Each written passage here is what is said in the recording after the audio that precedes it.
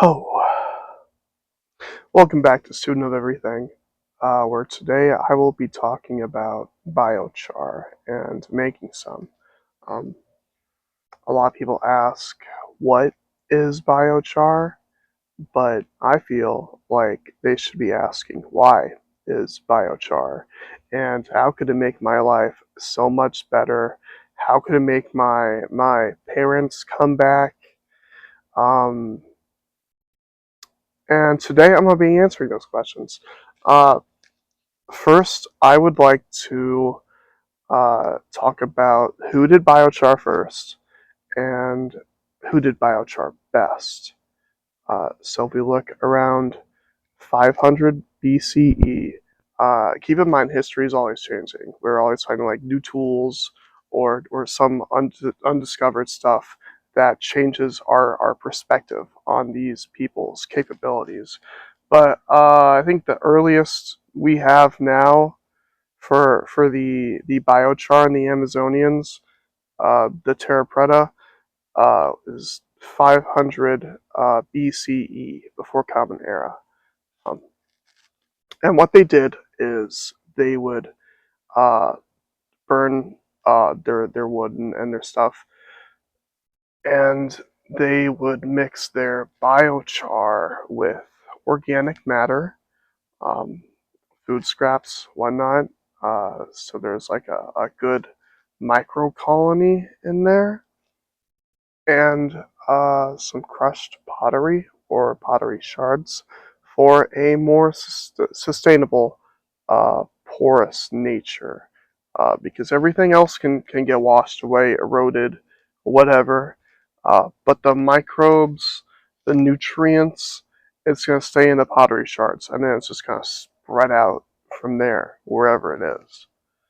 Um, and this has caused the Terra Preta to be hyper sustainable and self regenerating thousands of years into the future today.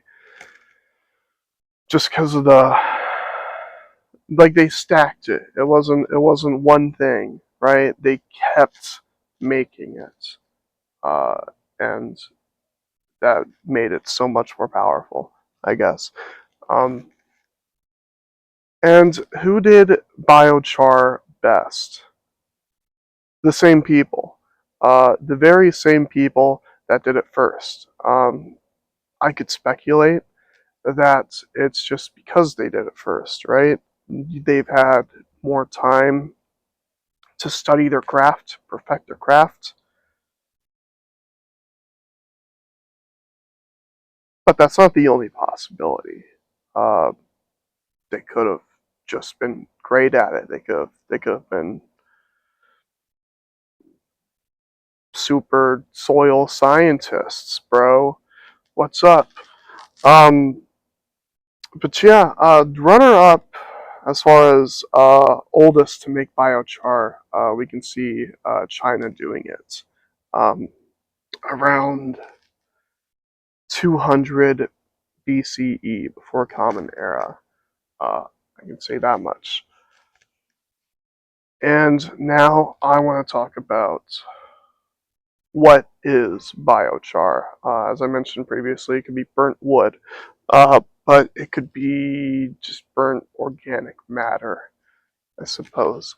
But it's not very profitable to like burn your steak into biochar. If you have burnt steak already, you could do that, I guess. But I really just recommend using wood. It's a lot more sustainable. Um, it's something you can find in your backyard,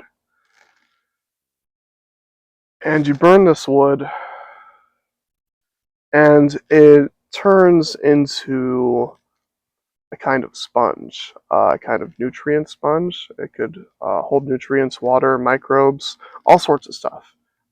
It could be anywhere around 70 to 95%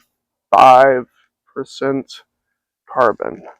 Um, what else? What else? What else?